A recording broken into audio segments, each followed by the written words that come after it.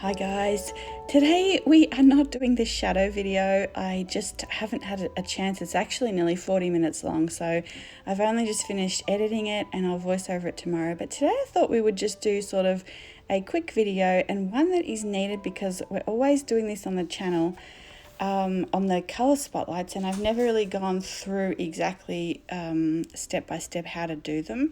So this is, we're going to create a color swatch card. Now, you may have seen me pull these out on the channel before. You may have watched a colour spotlight where I use these, we create them in the colour spotlight. But these are really, these are actually from Jane Blundell. So they're a sort of a variation on her swatch cards. So if you have a look on her blog, she's got some really beautiful ones there, and you're able to kind of look through them all and see the colours and compare the colours. So I created these for all the colours that I collected a few years ago. So, and you can see here, like this is the roasted French ochre and a burnt sienna, and the difference in those colours, I'll bring them back here with the Sedona, and it helps you to see the different characteristics of your paints and why they're like that, how, what they're like, and they will mix differently and they will perform differently based on those characteristics. So I think this is a good way to for you to get a feel for the characteristics of the paint and what they can provide for you, the possibilities involved in that colour. And sometimes you'll find possibilities, and sometimes you might find things that kind of hold you back from the colour, that it doesn't perform as well as you had hoped in one way or another. So you can see there are two cobalt teals there. One's the Schmincke Cobalt Turquoise, the other is a Daniel Smith Cobalt Teal, and they're so different on the page. And then we've also got the Manganese Blue Hue from Daniel Smith. I'm going to put that in my new palette, but the other thing that you can do with your colour swatch cards is use them to create colour palettes. So you don't need to have these to create sort of a colour palette for your paintings, but it does help to kind of have them there if you're thinking about, introducing a new colour and you're not sure. And you can sort of put it next to the other ones and say, no, it's not really going to work in that colour scheme. So when I first started, I found these really helpful and really useful to get to know the colours, and you discover possibilities and limitations that you didn't really even know were there in the paints, and I haven't even been able to use them in paintings the way I want them, the way I can see them once I do these swatches yet, but I know that they're there, and so that's an exciting part, I think, of doing them. And then you kind of build up your skills and you kind of try and put them into those scenarios and those places, the ways that you want to use them. Okay, so we're going to start the actual swatch. So I've shown this before, but I like to, instead of measuring exactly with a ruler, I just kind of put these 4 dots at the corners to kind of eyeball the measurements and then take it from there. So definitely, if you want to, you can use a ruler and measure. So I, do this, and then I keep my hand and very sort of on the same plane there. You can see I'm kind of still, and I go across both top rows and then both bottom rows, and then I do all the sides. So I'm trying to do them in somewhat of a symmetrical way so that they, look fairly even.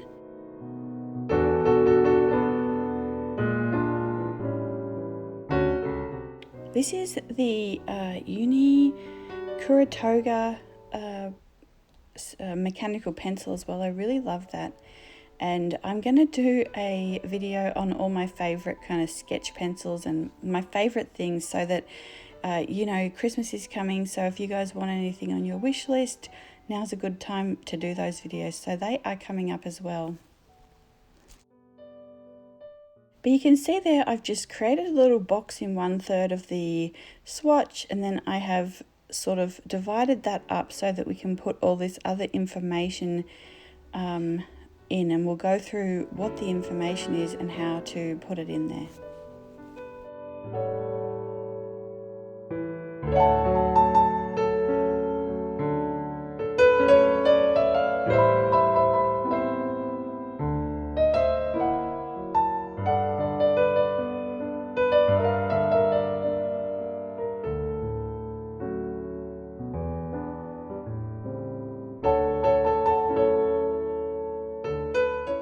Okay, so the first thing we start with is the name in the top square, and then in the top right hand corner I put the company, so Winsor & Newton is this one, and then we go down into the next box and put the pigment information, so this is PV15 I think, and then next to that is where the circles for transparency, and then I will put non-staining or staining, and then we will do the stars for the light fastness. So we'll go through this again. We have the name, we have the company Daniel Smith.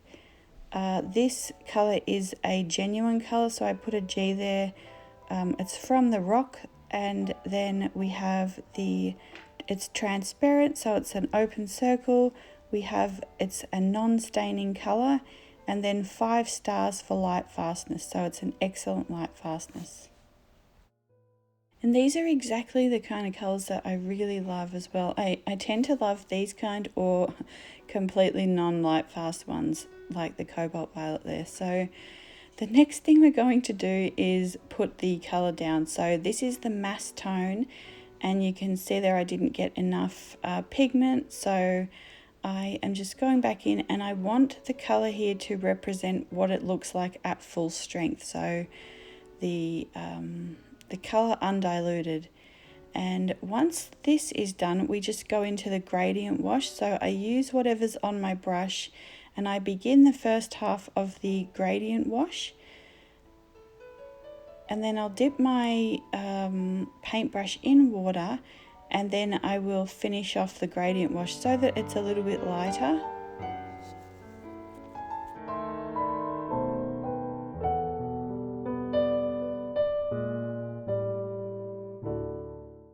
And then I go back in and drop some more colour in if I think I need to on the front. And I also go back in to the right hand side at the bottom and drop some water in to backwash some water in and see how the colour handles that. So once that's all done, I go and get the water at the bottom and we do a dispersion test. So I just lay some water down and I drop a little bit of colour in on the left hand side there to see how far the colour disperses. So again, we do the mass tone first.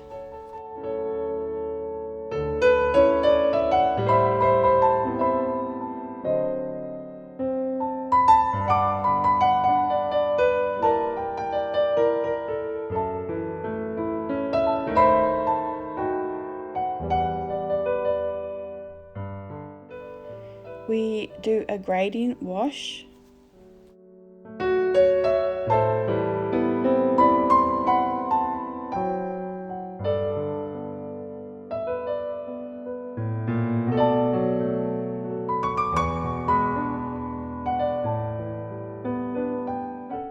And then we do a dispersion test.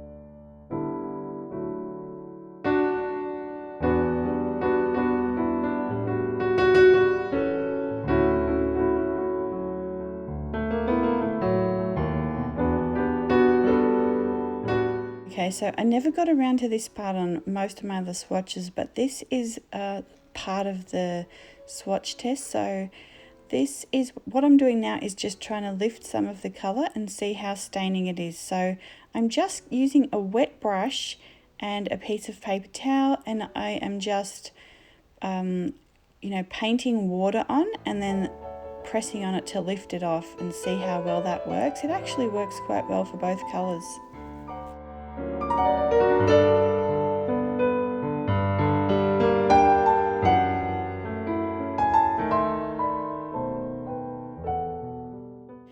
And then next I'm coming in with some more colour here, and we're going to glaze just the top left corner here and see how that works.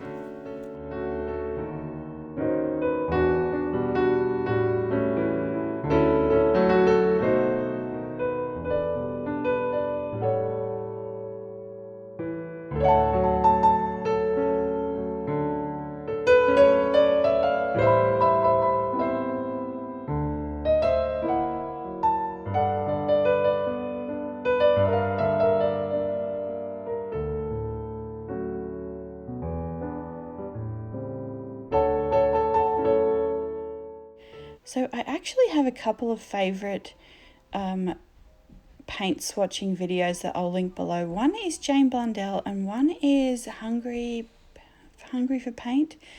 I love the way they both swatch, so I will put those down below as well. And what I just decided to do is come in with a little bit of Daniel Smith Moonstone and create a slight shadow. So I know I am working on the shadows video.